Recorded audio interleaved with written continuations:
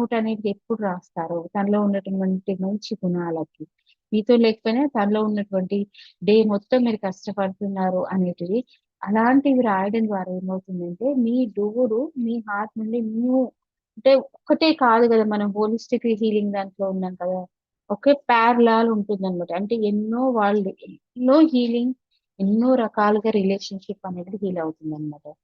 Linear గా ఉన్నప్పుడు ఏమవుతుంది, ఒకటే ముక్కు చుట్టూ అంటే ఒకటే ఏదైనా మీ మాట అన్నారు, నాకు ఓన్లీ వాళ్ళు సారీ చెప్పాలి అని. కానీ మేబీ నేను ఎక్కడనో నా ఎనర్జీ స్టక్ అయింది కదా, తనలో ఉన్న మంచిని నేను ఒక్కసారి థ్యాంక్ యూ నోట్ చెప్తాను, ఒకసారి ఫర్గివ్నెస్ అడుగుతాను అనేది చూడండి, వెంటనే ఎనర్జీ అనేది చాలా క్లియర్ అవుతుందండి.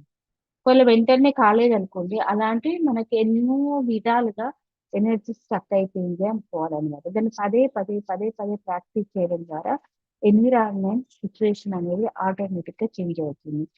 ఇది నేను చెప్పట్లేదు, విత్ ద ఎక్స్పీరియన్స్ అనమాట. ఏ రిలేషన్షిప్ అయినా మీరు ఒక్కసారి గ్రాటిట్యూడ్ చెప్తూ చెప్తూ చూడండి, అంతకు ముందు ఉన్న కంటే బెటర్మెంట్ అనేది ఖచ్చితంగా మీరు చూస్తారు. మీరు అనుకున్న విధంగా ఉండకపోవచ్చు, కానీ బెటర్మెంట్ అనేది ఉంటుంది. ఓకే, సో రేపటిది ఇక్కడ ఉందన్నమాట. Madhu study continue. కంటిన్యూ చేయనమా? ఈనాటి మీ మ్యాజికల్ అభ్యాసం నుండి కంటిన్యూ.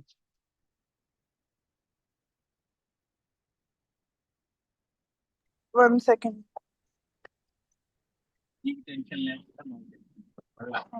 మీకు బాగా సన్నిహితులైన వారిని ముగ్గురిని ఎంచుకోండి.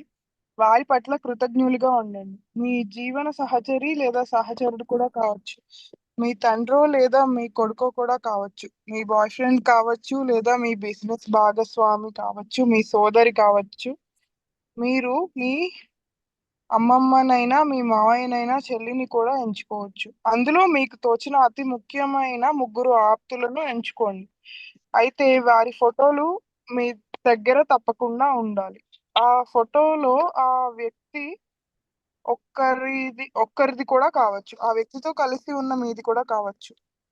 మీకు బాగా ముఖ్యమనుకున్న 3 బాంధవ్యాలను ఎంపిక చేసుకుని వారి ఫోటోలను సేకరించిన తర్వాత మీరు ఇంకా మ్యాజిక్ కు సంసిద్ధులైనట్లే. ఇప్పుడు నింపాదిగా కూర్చుని ఆ ముగ్గురిలో ప్రతి ఒక్క వ్యక్తి పట్ల మీరు కృతజ్ఞులుగా ఉండవలసిన విషయాలను గుర్తు తెచ్చుకోండి.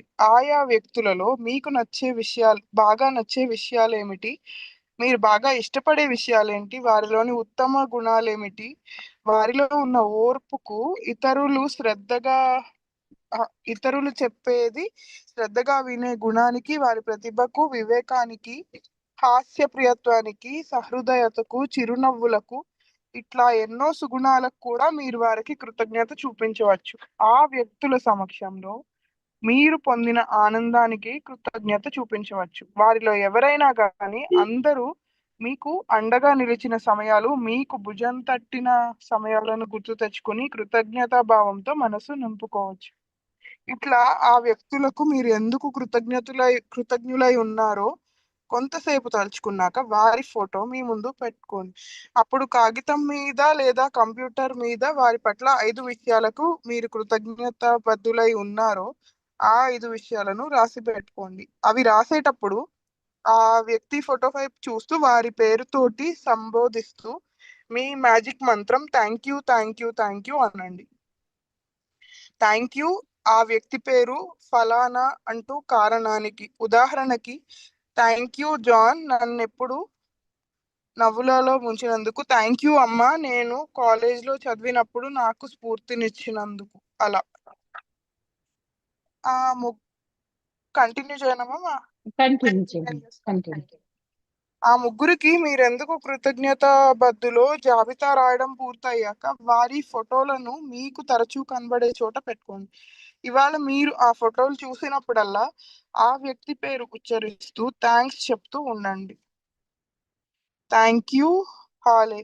మీరు ఎక్కువగా బయట తిరిగేవారైతే ఆ ఫోటోలను మీ చేతి సంచిలో వేసుకోవచ్చు. వీలుంటే రోజుకి 3 సార్లు వాటిని బయటికి తీసి చూడండి. ఆ వ్యక్తులకు కృతజ్ఞతలు చెప్తూ ఉండండి. ఇప్పుడు మీకు కృతజ్ఞతా భావానికి ఉండే అద్భుతమైన శక్తి అర్థమైంది అనుకుంటాను.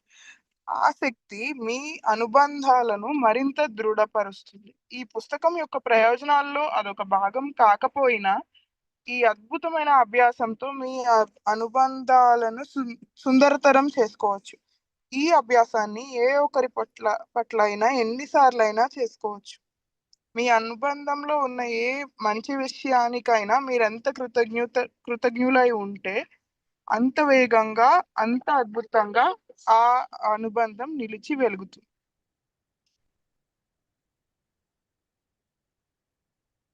ఓకే. మాది ఇక్కడ పాజ్ చేయండి.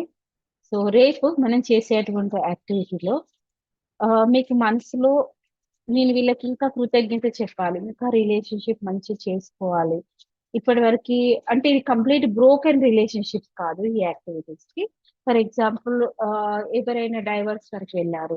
బ్రోకెన్ రిలేషన్‌షిప్ ఉంటుంది చూడండి. దానికి కాదనమాట. ఎందుకంటే దానికి ఇంకా ముందు ముందు వస్తుంది ఇంకొక యాక్టివిటీ. ఈ యాక్టివిటీ ఏంటంటే వాళ్ళతోని మీరు ఇదివరకు వాళ్ళ వల్ల లాభం పొందారు. రైట్?